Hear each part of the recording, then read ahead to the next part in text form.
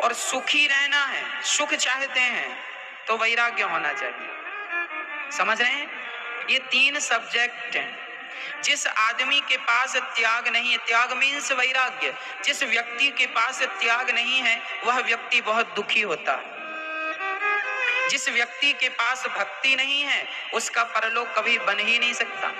और जिसके पास ज्ञान नहीं है वह संसार में सुखी रह ही नहीं सकता, अपना काम चला नहीं सकता, पैसे कमा नहीं सकता, लक्ष्मी आ नहीं सकती, उसकी दरिद्रता मिट नहीं सकती।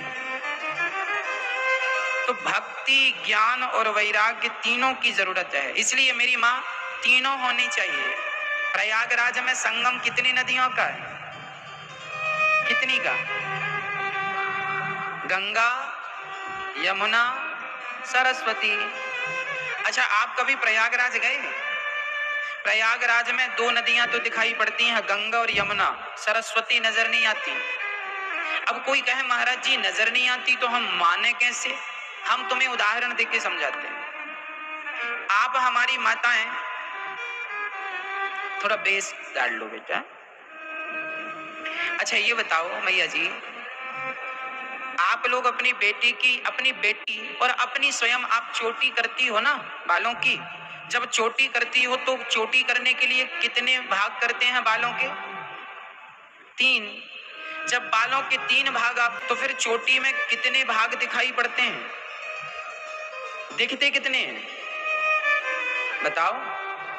2 दिखते हैं। जब चोटी बनके तैयार होती है तो उसमें ऐसा लगता है कि 2 भाग हैं, हाँ या ना? जबकि भाग होते हैं बालों के 3, पर चोटी तैयार होने के बाद लगता है कि ये 2 भाग हैं, दिखाई 2 ही पड़ती हैं, तीसरा भाग चोटी में दिखता ही नहीं है। जैसे चोटी में तीसरा भाग लुप्त हो जाता है, उसी प्रकार प्रयागराज में तीसरी नदी सरस्वती लुप्त है, पर है वहां। बालों के 3 हिस्से हैं तब चोटी बनी है, दिखाई भले 2 पड़ रहे हैं पर हैं 3। उसी तरह प्रयागराज में प्रयाग को सारे तीर्थों का राजा कहा गया है। क्यों कहा गया? क्योंकि वहां 3 का संगम है, 3 का, इसलिए वो राजा है। जीवन में वही राजा बन पाए, भक्ति, ज्ञान और वैराग्य, ये तीनों चीजों का समावेश जिस दिन हो जाएगा उस दिन व्यक्ति के जीवन में आप राजा बन जाएंगे। क्या बन जाएंगे मैया जी? यदि आपको जीवन में आनंदित रहना है, सुख, शांति और समृद्धि को पाना है तो तीनों का होना अति आवश्यक है। भगवान से प्रेम हो, प्रेम होना मतलब भक्ति, थोड़ा सा ज्ञान भी होना चाहिए। अच्छा ज्ञान नहीं होगा तो आप पैसे नहीं कमा पाएंगे, बिजनेस नहीं कर पाएंगे। अच्छा ये बताओ, बिजनेस करने के लिए क्या चाहिए होता? ज्ञान चाहिए होता। भाई पैसे का सब्जेक्ट तो बाद में है, ज्ञान होगा तो पैसे का उपयोग भी सही होगा, ज्ञान ही नहीं है तो आप गलत उपयोग कर लेंगे। इसलिए जीवन में सफल होने के लिए व्यक्ति के पास माइंड होना चाहिए, अर्थात ज्ञान होना चाहिए। तो भक्ति तो परमार्थ बनाती है परलोक सुखी होने के लिए, सुखी होने के लिए। मैया जी अब मैं एक उदाहरण से समझाऊं ना तो आपको सब समझ में आ जाएगा। चलो एक उदाहरण दे देते हैं हम आपको। एक थी सास, एक थी बहू। सोचो कि भगवान ये सास बहू ना होती तो हम आपको समझाते कैसे? ये सास बहुएं हैं तो हम समझा देते हैं आपको। एक थी सास, एक थी बहू। सास बड़ी भक्त थी। सुनिएगा, ये घर घर की चर्चाएं। सास सवेरे जल्दी उठ जाती, 4:30 बजे उठकर नहा करके पूजा में बैठ जाती, आंख बंद करती, माला जपती। बड़ा प्रेम था भगवान से, भगवान को नहलाती, स्नान कराती, कपड़े पहनाती और माला जपती। एक दिन क्या हुआ, सास को लगा कि आज मैं खीर बना के भोग लगाऊंगी। खरीद लिया।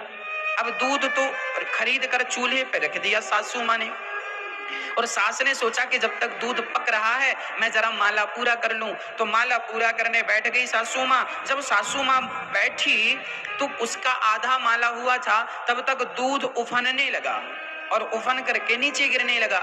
अच्छा वो माला जप रही थी, सामने ही रसोई थी, देख रही थी पर उठ नहीं रही थी। उठ इसलिए नहीं रही थी क्योंकि उसे ये ज्ञान था कि माला आधा छोड़ के नहीं उठते। अब समझिएगा, वो माला जप रही थी, सवेरे जल्दी उठ के भगवान को नहला रही थी, इसका मतलब उसके अंदर भक्ति तो थी। क्या थी मेरी माँ?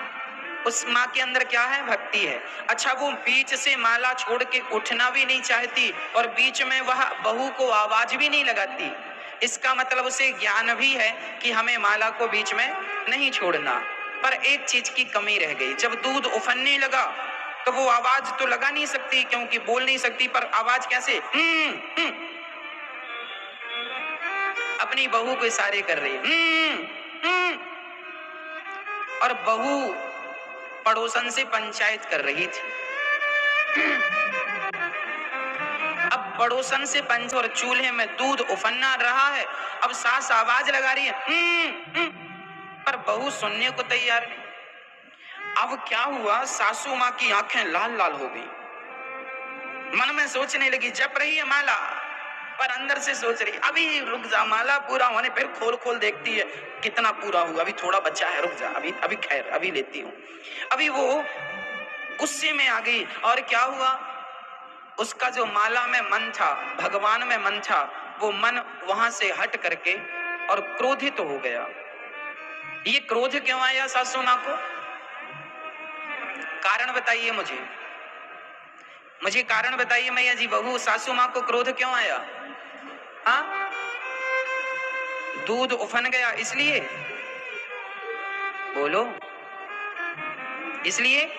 बहू नहीं सुन रही थी इसलिए?